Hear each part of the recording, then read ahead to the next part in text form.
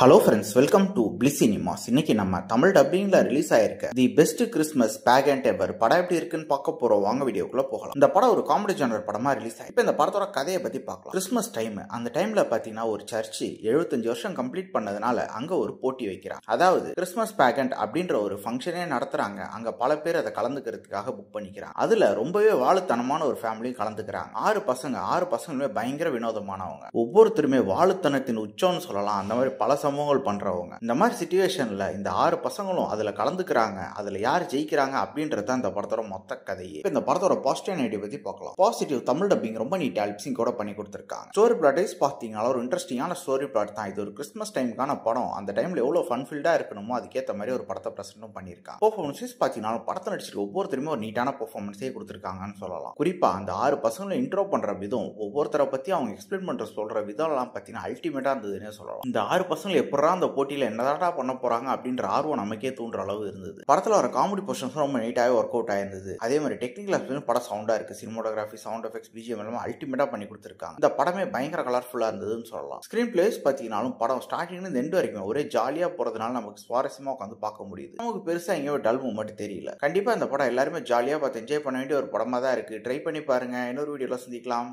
Thank you.